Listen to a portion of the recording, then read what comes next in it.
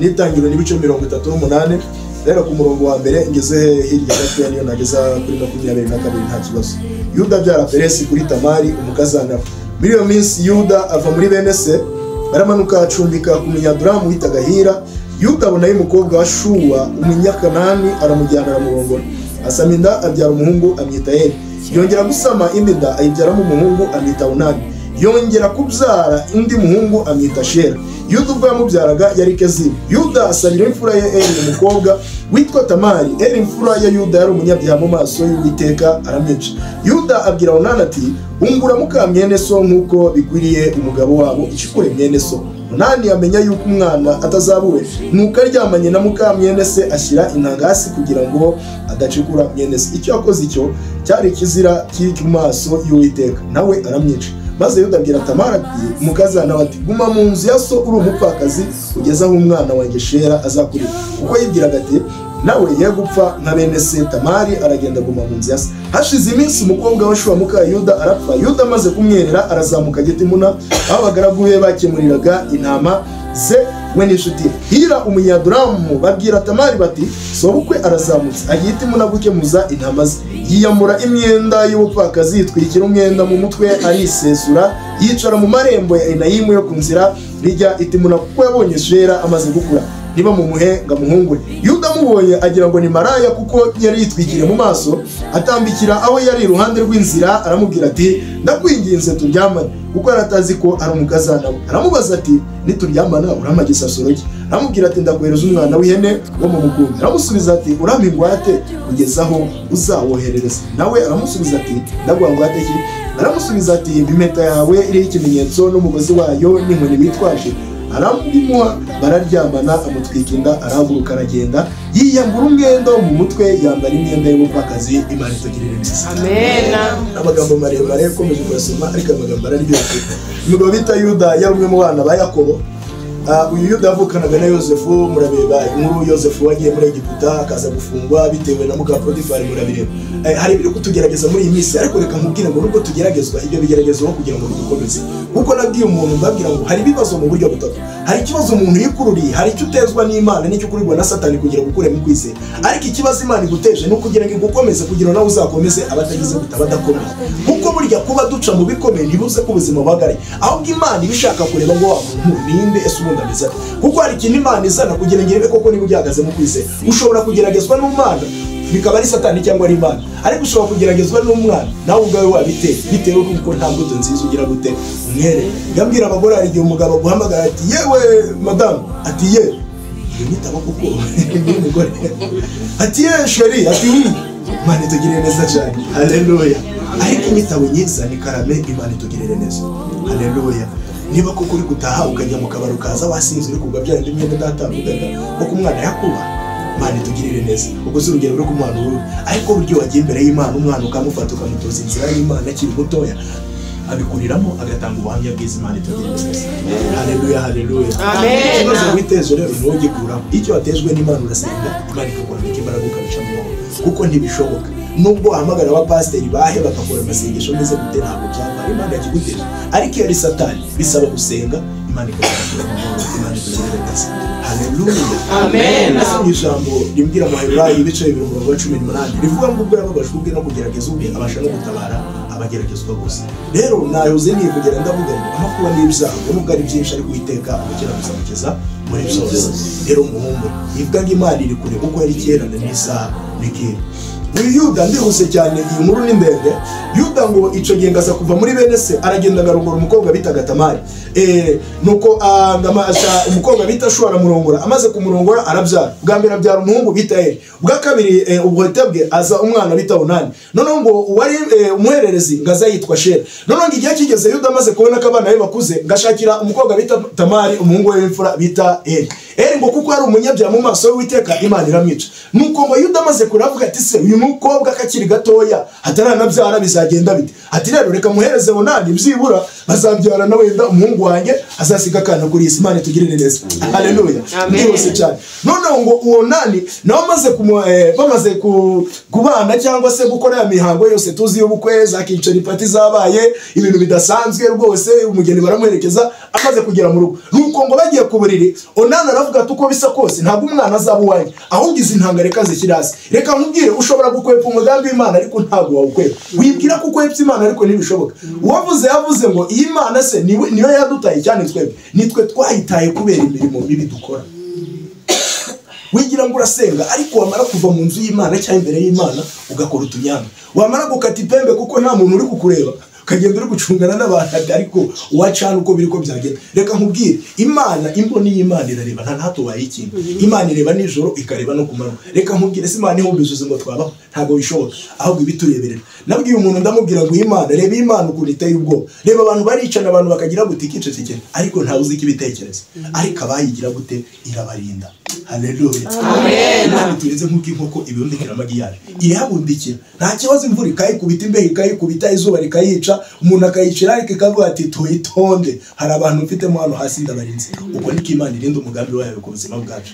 Haleluya. Amen. Tugirire neza cyane. Nuko ngicyo ngicyo Onani yakoze nacyo cyari kizira imbere y'Imana. Ibonye ko ibyo bintu akoze nabyo bidashoboka, Imana nawe iramwica.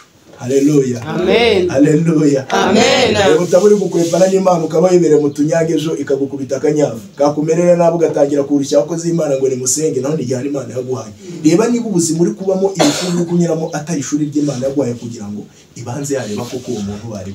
Haleluya. Amen. Imana igukubita akanyavu kugira ugaruke, ariko iyo umaze kwinanirira kwihorera, Imana itugirire neza. Haleluya. Amen. Haleluya. Amen. Nuko ngo Yuda yamuka mu bitekerezo aravuga ngo uko bisa kose muhaye n'uyu mwana nawe ashobora gupfa. Atura mukobwa menyera umutera mwako, hagiye twitwa batera mwako bikemera, hagiye twitwa ibivume bikemera, wanyura no mu bantu bakagufata nk'utariho. Aravuze ngo umuntu yaramututse arije bagutuka bikemera, umuntu akagutuka akakubwira n'ubwoko bw'amaraso yawe kandi ugasanga nibwo. Haleluya. Amen. N'abantu bazi gutukana rwose ugira ngo barize bahere muri primaire na kaminuza barayiga, ariko icyo nzi neza nuko Imana ubwayo irinda umugambi wayo. Haleluya. Amen. Nuko ngo amaze gutekereza aravuga ngo Tamari rero reka nkubwire uyu muhungu wanjye Shera aracyari mutoya, reka we genda ujye mu nzu y'abapfakazi aho ngaho utegereze igihe umwana wanjye azakurira. Hari abantu batwima ibyacu cyangwa bakatunyaga ibyacu, ariko icyo nzi neza umuntu ashobora kurwanya uyu munsi ntiyarwanya wowe ejo. Niyo mpamvu barwanya wowe bakakanya kuko bazi ko ejo uzagira gute, uzaba umuntu udasanzwe. Rinda icyo Imana yakubwiye. Haleluya. Amen. Ibi by'inyibutsa ari agakuru abantu bize kera mu maprimaire, hari inkuru bakundaga kwigisha mu bitabo ngo Bakame n'ikiyoni, ngo ahantu Bakame yabaga ngo higeze gutera inzara iteye, ngeza gufata amakuru yuko mu Kinyaga hi Butare ngariho ngo hari amahayiro. Navuga ngo uko bisa kose ngiyo bashobora gukura yihaho rikwiriye, ngo kiragenda ngigesanira nanirwa ngari kwibona igiti izuba ryari ryinshi. Navuga ngo wajya muri kiriya giti ngo nshobora kugamira izuba byibura ngahembuka akabaraga kakagaruka. Imana itugirire neza. Nuko ngiye Bakame ijya munsi y'igiti ngari ko ngiri kwirutse urebye hejuru ngibona igikona ngo gifite inyama mu kanwa. Yavuga ati ibintu ni hatari, ariko uko yari ifite ubucakura bwinshi n'ubwenge bwinshi, aravuga ngo ninyivugisha ntabwo irayifata, ntabwo birashoboka, ahubwo irareka ukigira gute ugwe mu biganza byanjye. Nuko irabaza ati ariko kuri aho hejuru ntabwo uzi amakuru y'ibyabaye hirya iriya k'inzara ibishe, cya kintu gishatse kuvuga Nyamiragwa igwa mu biganza byanjye bya Bakame. Yabwira ati n'ubundi icyo nashakaga ni iki ngiki niwe uri kuvuga. Bivuze iki? Cunga icyo ufite Satani atakikwambura. Haleluya. Amen. Buri ngeretse kuvuga ngo ukomeze icyo ufite ni ikamba nta kindi tagira ukwambura, ko Satani ari kuzerera amanywa n'ijoro ashaka kunyaga abantu b'Imana ibyo yabahaye. Haleluya. Amen. Satani nta kindi ari gushaka, nta kindi washaka n'abakozi b'Imana, n'abasenga Imana, n'abanyamasengesho, kuko abagaragu be yaba bashaka iki se kandi bakora umurimo we. Ahubwo umuntu usenga Imana niwe Satani ari gushaka. Niyo mpamvu uko abantu babaye ibicamuke, abantu batagitinya Imana, abantu bahaza Imana. Beretse kuganira n'umupasiteri ambwira ijambo numva rihanangaje, ryanambabaza. Ariko se ubundi ngo turi tubwira abantu ibintu byo kubakura imitima, abantu bahaza Imana ngo dukwiye kubarema agatima, ariko surarema agatima koko urabarema abantu agatima ngo bigende gute? Umuntu ubwe ntarava mu byaha. Reba umunyabyaha uri guhandurira amazu, uri kubwira amamodoka, ni umusambanya ari gutwara abagabo babandi, uwo muntu koko Imana izamugirira neza? Tujye tureka kubeshya n'ukuri. Haleluya. Ntabwo rwose abantu bari kujya mu bitangaza biri gukoreka ngo bari guhanura amamodoka ngo amazu, iyo modoka kuko uzayibona uri umunyabyaha. Imana itugirire neza cyane. Haleluya. Amen. Haleluya. Amen. Nihuse cyane nuko ngo Yuda amaze gukora ibyo ngibyo ngiye kiza kugera umukobwa aza gupfa. Ngeze ku nkuru sasa twasomye neza. Nongo umukobwa amaze gupfa ngajya kumwerera ahantu bita Enayimu. Ngamaze kuvayo yigira inama ati se ko mfite intama waza kuzigenuza ahantu bita Timuna. Nuko ngaragenda ageze ku marembo ya Enayimu ngabona umukobwa ariko ngabantu bari bamusanze abagore baramubwira, hari abantu bamenye amakuru we, hari abantu bamenye amakuru ko Imana izatugirira neza. Niyo mpamvu burya ntabwo urwanya n'umuntu wakure, urwana n'umuntu ukuzi, urwana n'umuntu ufite amakuru kuri we, kuko umuntu utakuzi ntiyakurwanya kuko ntagazi bikuranga. Haleluya. Niyo mpamvu burya iyo wamaze kumenya umwanzi wawe, kuko wavuze umunyarwanda yavuze ngo ibihe byagaragaye ntibarikisha iki isuka. Dore ikibazo cyanyu muri kumenya amakuru ahubwo mukajya guhangana n'abantu.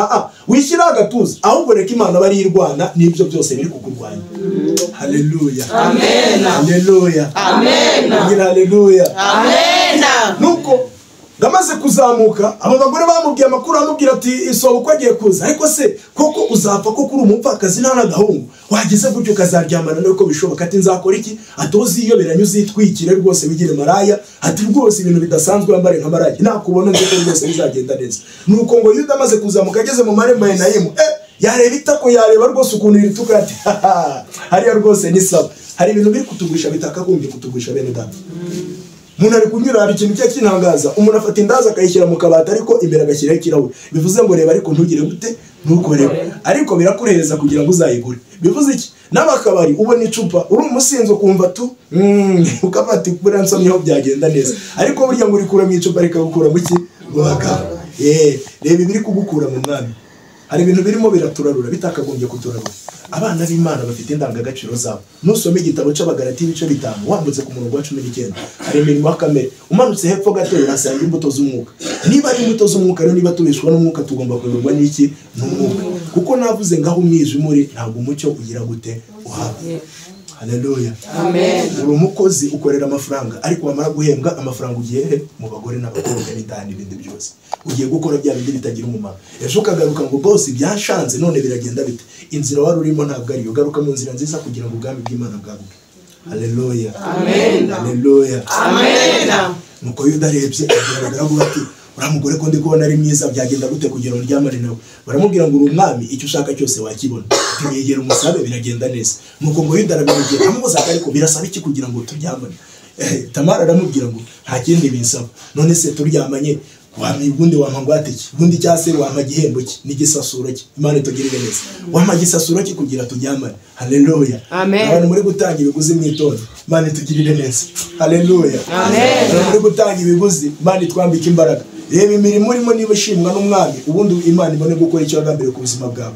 Nuko amubwira ngo nzaguha umwana w'ihene, ati none se uzamuzana ryari? Ati wewe humurane tumara gukora ibyo dukora nzamuhereza, ndihuse kugira nsoze cyane.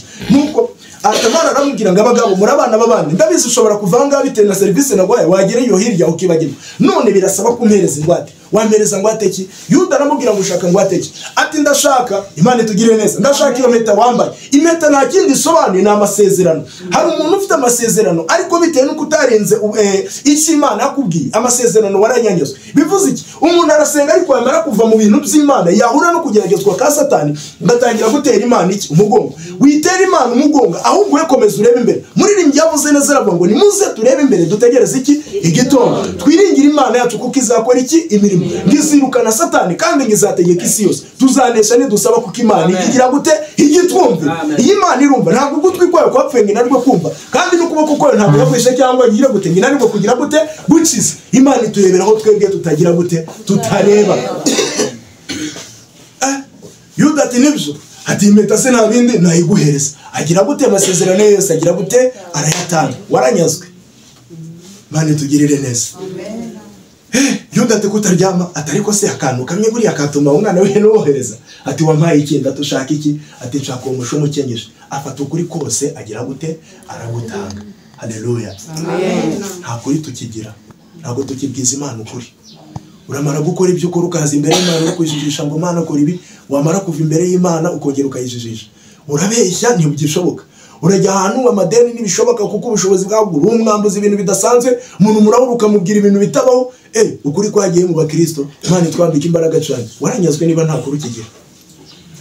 Ati none kutaryama, ati none wasigaye ikintu kimwe ndaryama, ati rwose ibintu bidasanzwe ndaryama, ati wamaye iyo nkoni kindi ko ni imvura itaguye izuba ryavuye wamaye iyo nkoni. Yuda afata ubutware bwe bwose agira gute arabumuhereza. Ubutware nta kindi kwari ugusenga kugira ngo Imana ikore imirimo n'ibitangaza. Umuntu ntagishobora gusenga, uragera mu rugo ukitwaza ngo wananiwe, waba ugitangira gusenga ati Imana data wa twese wasinzire, mu gitondo inyoni zavuga ati bwakeye kandi watangiye gusenga. Imana itugirire neza. Ibi kuduca intege ni ibihe.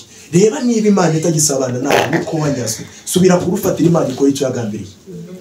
Yuda bararyamanaga mutwika inda niko Bibiliya yatubwiye. Yuda arigendera Tamara guruma aho ngaho asubira mu nzu y'abapfakazi. Hashize iminsi inkuru zigera ku mwami bati Tamara aratwite, ati ngaho rero iryo sano ribaye mu gihugu cyanjye umupfakazi atwitse gute. Reba nawe umupfakazi gutwita niwo kubona umuririmbyi w'umukobwa muri korali yatwise nta mugabo agira. Imana itugirire neza. Waranyazwe we nuko rata disi inkuru ziramamara. Yuda ati ibyo ntibikibaye mu gihugu cyanjye, uwo munyabyaha mugende mu mutwike, ariko suri gucira abandi urubanza wowe urinde. Ku musozi ngo kari akantu ngo biriya ngo dore ngo bimeze gutya, uri gucira abandi urubanza. Buri wese azabazwa ibye, ntawe uzabazwa ibyundi. Ahubwo reba ngo urugendo ndimo ruzarangira gute. Bibiri irambwira ngo mwikorere imisaraba yanyu musange muze ndabaruhura. Haleluya, amen. Imana itugirire neza. Kuko indushe n'abaremerewe nta wundi ziruhura uretse Uwiteka wenyine. Ibikomere batewe na mwene so nta wundi wabikombora uretse Imana yonyine. Haleluya, amen. Yuda ngo baragenda afata Tamari bamujyana muri stade. Bamugejejeyo ngo bagiye kumutwika Tamara atariko mwaretse nkavuga turavuga iki? Umusambanyi aravuga iki? Umusambanyi wavuga iki ahana? Imana itugirire neza. Reka nkubwire aho mu ijambo burya niwe barifite. Imana itugirire neza. Aho ushobora kurwanya ariko nakubwiye ngo umuntu ashobora kurwanya uyu munsi ariko ntiyarwanya wewe w'ejo. Kuko iki Imana yanditse yaracyanditse. Uko byagenda kose ugomba kugitingira icyo usaba no gukiranuka gusa. Ibyo ukabishyira ku ruhande ukemerera Imana. Imana igakora icyo yagambiriye. Imana itugire neza. Haleluya, amen. Haleluya, amen. Nuko bati nta kibazo vuga reka tukwemere n'ubundi ugiye gupfa n'ubundi turagutwika. Tamari iti umuntu wanteye inda rero se ko ariko ndi kumva hari ikintu nshaka kuvuga. Mwasabye data buko kazana byibura mu kantu kari kureba n'ubundi byibura nkamureba aho bwanyuma. Bati nta kintu turagutumikira. Baragenda babwira Yuda baramubwira ngo Tamari yanze gupfa yanze gushya udahari. Ati none bimeze biti arashaka kuza. Ati nge ntabwo njya kureba umunyabyaha nk'uwo, ntabwo njya kureba umusambanyi nk'uwo. Reba we wireba abantu bari kukwitendekaho, wireba ibintu biri kukwirukaho. Reka nkubwire imyambi yose Satani ari kukurasa nta wundi wo kuyigikingira uretse Imana yonyine. Kuko urugutezwa n'abantu nta kindi bisaba. None se abantu bazakuvuga nawe ujye kuvuga oya, ahubwo uraceceka ukarwana iki ukarwana ucecetse. Ana ngo yageze mu gihe cyo guceceka abantu bamurebye aravuga ngo n'umusinzi. Hari igihe usenga abantu bakakubona nk'umusinzi ariko ntacyo sinda kuko wasinze umwuka wera. Abantu barimo barashaka swingi z'inzoga bagashaka swingi zabye ariko swingi z'umwuka nyene nabonye arizo nziza. Hakuzi gusinda nzakugirira neza ugasinda nzagutabara uzizo swingi ukuntu ari sawa. Haleluya, ugasinda nzakugirira ibintu bidasanzwe. Imana itugirire neza. Haleluya, amen. Mwe beretse kwicarana arambwira ati ariko mwana wote w'inzoga avuye ku nzoga rwose ibintu bidasanzwe ubu ngubu abaye imbwa. Ndabwira ariko se kunywa inzoga nibwo bugabo, kugenda uri kwinyaraho nibwo bugabo, genda amapantaro ari kugura kuyazamura nibwo bugabo. Ndabwira ni wataye umutwe inzira nimo ndayizi ngiye cyasabwa no kureba imbere. Haleluya, amen. Nasoje nuko Yuda aremera aragenda ageze muri stade. Tamara ati rero reka mbereka ibintu by'umuntu wanteye inda. Tamari akuraho ya mpeta arayizamura ati impeta murayizi? Abantu batekara baje. Ashyira hasi akuraho ya nkoni ati inkoni murayizi? Ati ntibishoboka. Akuraho wa mugozi ati mugozi muri kubona? Ati ntabwo bishoboka. Haleluya, amen. Icyo gice ugeze hasi Yuda aravuze ngo Tamari mu mwihorere kuko andusha kugira gute gukiranuka. Tamari ni abagipfuye uko nguko. Reka mvugane nawe ngo ibintu byose urabikora Imana ikakwihorera ariko bizagutungura umunsi byose izabishyize imbere yawe. Imana itugirire neza. Haleluya, amen. Haleluya, amen. Haleluya, amen. Haleluya, amen. Icyo nakubwira reba niba kuko ibibazo uri guhura nabyo atari wowe wabyikururiye. Reba niba intambara guhura nazo atari wowe waziteje. Nubona ibyo bibazo byose ari wowe wabyikururiye usaba Imana, Imana y'ururuka ibane nawe kandi Imana ikugirire neza. Dugusoreza kuri umugabo twatangiye tuvuga ngageze hano ku ishyamba aratuwa ngo Mana nta muryango ngira nta nshuti nta bavandimwe iri shyamba nzarinyuramo gute. yumva ijwi rimubwiye ngo nubwo n'igicucucucu uzamenye ko Uwiteka ndi mu ruhande rwawe nta mubisha aturuka yumva muri yasubiyemo iki ibyiringiro muri iki gitondo dukeneye ijambo ry'ibyiringiro imodasoza nuko ngo yinjira mu ishyamba akomeza ageze rwagati abona inyamaswa zose zo mu ishyamba ziri imbere ariko unyisubira inyuma zirangiye ninjya n'imbere zirangiye yajya kubaza cya gicucucucu mu yandi magambo ni Imana arayibura hari igihe ugera mu bibazo ukagira ngo Imana aragutaye ntabwo ibiri kure Pawulo yongeye kubwira Filipo arabwira ngo ibiri hafi biri kutureberera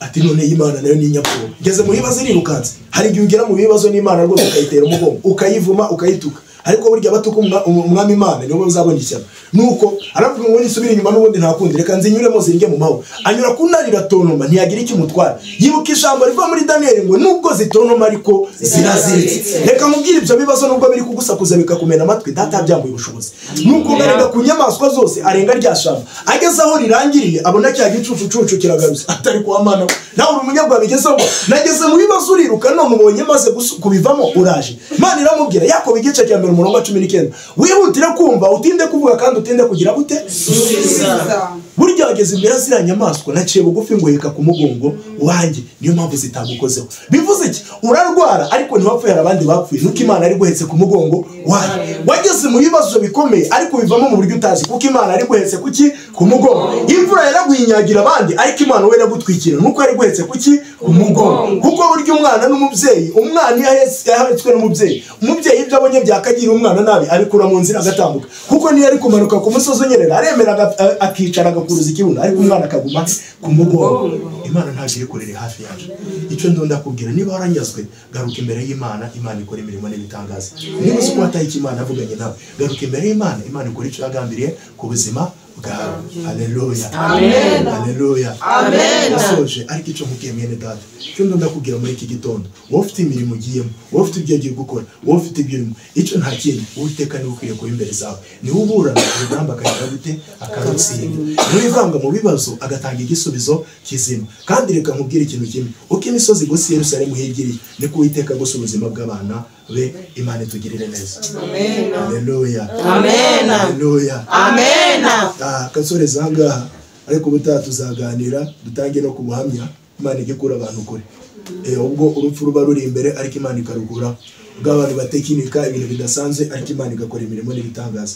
gusa icyo nakubwira iyo wavuganye n'Imana wowe umucecetse bigeze guhura n'urugamba rukomeye rudasanzwe Imana itugirire neza ariko ibyo tuzayivugaho butaha ariko icyo nshimira Imana nuko Imana ikura ku cyavu haleluya amen Imana nitabara uzi kwitendekaho n'abantu kandi ari abakozi b'Imana hafi 8 bakakwitendeka ibintu bidasanzwe kabivuge iminota mike kandi iminota mike mbivugeho kabivuge mu minota 5 nigeze guhura n'urugamba habona sengera gasi ngombwa rata sikuhavuga yego rata ura n'urugamba nitendeko n'abantu zibarirwe n'undi muntu umwe waruturutse imahanga yari umuntu waruturutse ariko ni Satani wari umuzayi twabaye gusenga Imana irambwira ngo ngiye guhura n'urugamba ariko urwo rugamba rwaje rukomeye haza umuntu rwose atekina ikintu bidasanzwe ari umugore avuga ngo uko bisa kose tugomba kubana kuko nabose twabanye ibintu bidasanzwe ndavane gaho rero iyi Satani ati nabonye wambaye ikoti nambaye agatimba ibintu bidasanzwe kandi afite imyaka 49 rwose ari kwitwaza ko afite amafaranga ibintu bidasanzwe urwo rugamba kururwana byambereye ikibazo